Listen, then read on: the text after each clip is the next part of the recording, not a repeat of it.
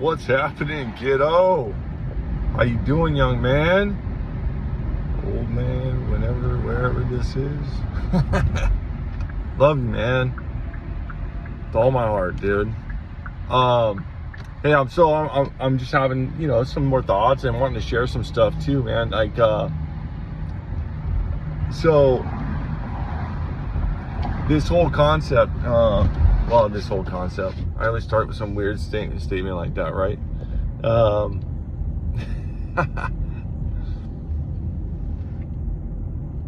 Manage your energy, not your time. Hey man, when you got work going on or you got schoolwork going on, you got a lot of projects happening, dude, and it's easy to feel overwhelmed, especially when it's topics that you're not happy with,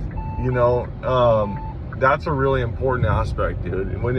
When it's topics that you're not stoked with, you're gonna struggle with at least with giving your attention and your time, and it becomes a drag. You start getting tired, and projects start costing so much energy, dude.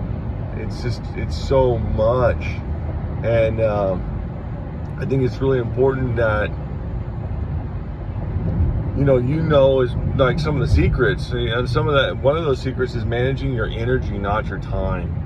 I have to, okay, so I got a big test, I got to study these chapters. I got to,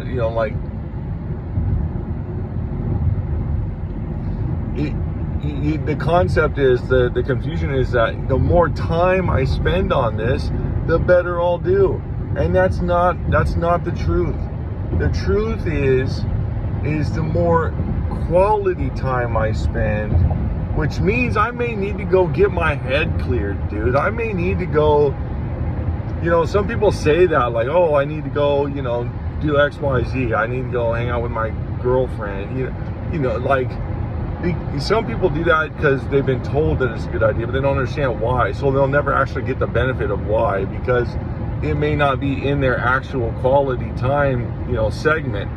They're just doing what they've heard other people do. And, the reality is just getting out and getting away from what the topic is and doing something that's really quality to you, that you care about, that you're engaged and invigorated by, and that's just completely different. Because what you do is you allow your brain to stop thinking about it so much. It moves from one hemisphere, which is the logic hemisphere of your brain, and it allows the creativity side, the other half of your brain, the creative, hemisphere, to start making links and concepts for a deeper understanding. Oh, man, it's really cool, like the way it works, son. It's about managing your energy and not your time, because I can spend hours and hours and hours on, I'm going to get back to this point, but I can spend hours and hours and hours on this topic and not get anywhere because my logic brain is so clogged. It's so clogged. Like, only bits and pieces are actually getting through. It's not really getting through. And when I go and distract myself with something else, I could feel guilty about it because I let somebody else tell me a bad story of, like, you're not focusing on your studies. That may be true, and I need to be accountable to it. My grades will show it. If I'm goofing off, then outcomes are outcomes, man. I need to do something different if I'm failing. But this is actual facts about how you can get a win out of focusing on the topic and then changing directions and allowing your brain to be creative around the topic.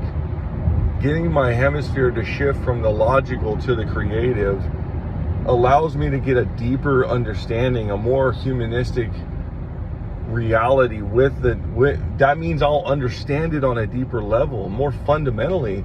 And that means with any conceptual questions around the topic, I'm gonna do better with conceptual questions. If I'm only in the logic hemisphere of my brain, when you pose a philosophical question around these things, around the topic, I'm gonna get thrown off. I'm not gonna understand. I'm gonna get lost. And then I'm going to be real frustrated, because then I'm like, I studied hours and hours, I memorized all these things, but I didn't understand it on a fundamental basis. So when you ask me a concept question around it, or a philosophical question around it, I'm stuck. I'm stumped. So that's the principle behind, like, finding, behind the studies piece, is like managing your now there's a whole slew of techniques of being able to manage your energy and not your time. Getting good sleep, being able to, I've heard it a lot of different ways, go to sleep at the same time every night, like, I've heard that one. And then, more recently, maybe they're updated studies, I don't know, they're saying it doesn't really matter what time you go to sleep, as long as you wake up every morning, and then you got to understand your circadian rhythm, your sleep rhythm. What does your body need? Some people don't need, 8 hours of sleep. If I sleep 8 hours, dude, I wake up like my body hurts. It's not guaranteed you're going to be exactly the same sleeper as me, dude. But, like at the end of the day, it's just important to understand you and what your body needs, man, because if I sleep for 8 hours, man, my body hurts when I wake up and I'm groggy. If I sleep for 6 to 7 hours, that's like perfect for me. Most of the time I get like 4.5 to 5 hours of sleep. And that's what I feel tired throughout the day a lot, when I do that. Maybe it's not most of the time. Most of the time I'm getting like 6 hours of sleep nowadays. I'm doing pretty good. So, especially on the days I have you, I'm super consistent. So yeah, I mean, there's just a bunch of this. So sleep is one, eating, like that's one area I got to get better at. My metabolism sucks. And then, glucose levels, like for me, they're spiking up and down all the time, dude. I'm just like, cause I smash like 1 to 2 meals a day. And I'm gluttonous with it. That's not good. My body is just burning everything it has. And then I dump all this. I'm like spiking my sugar levels, my everything. And instead I should be doing, which I do need to focus on, and which I'm going to, is changing my diet to where I'm eating smaller meals, every 3 hours, like snacks and meals every three hours. And that will help keep my body consistently running. My body's not going to panic and go into starvation mode. And then once it gets food, at the end of the day, it just stores everything into fats. It's like, and I'm not a fat guy, dude. Like I'm in shape, but I got a little bit of a belly, like a tire around me a little bit, a small one, but there's a lot of people that would be pissed if I was complaining, but I want better. I want better. I want to have, there's no reason why I shouldn't have a sharp V, in my navel. Like there's zero, oh, well, most people don't. Fuck all that. Like that doesn't mean nothing. Why shouldn't I have that? Okay. So the point being is good diet will actually change my metabolism to where my metabolism is working on a regular routine basis, and it's burning coal. It's burning, it's not coal, but it's just burning that junk off on a consistent basis, because it's stabilized. It has a routine and it's safe, so it'll move into normal rhythmic. And then I don't have to work so hard to like lose that little bit of weight. It'll just be more natural. So there's just a lot of like energy gainers that are I leave behind out of what I say are comforts, but they're just usuals. They're just behaviors. They're patterns.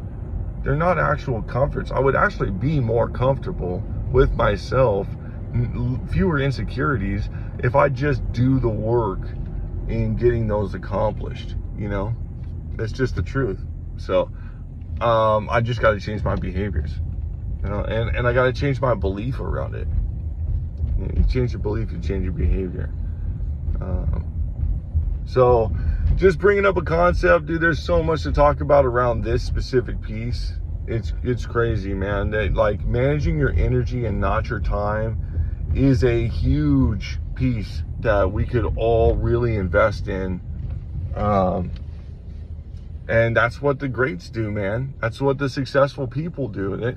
They're not spending, yeah, they may work a lot of hours, some people, because they're just like addicted to working. But I've worked with tons of millionaires and not tons, okay? Like, let's not go there.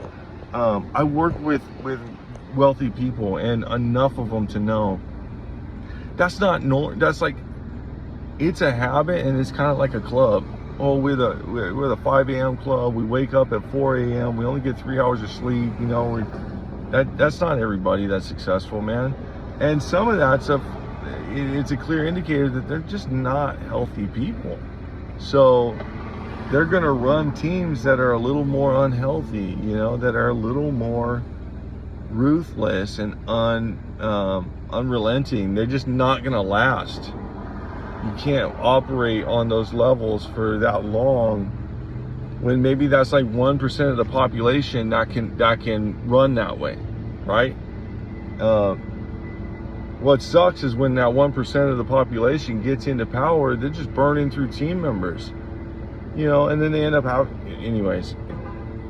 It's not that they're bad people at all, man. It's just they're not everybody else can keep up with that kind of. So it's more important in attaining success. Is to learn what is going to be really beneficial, and good healthy habits. Balancing your energy, not your time. This just went way too long.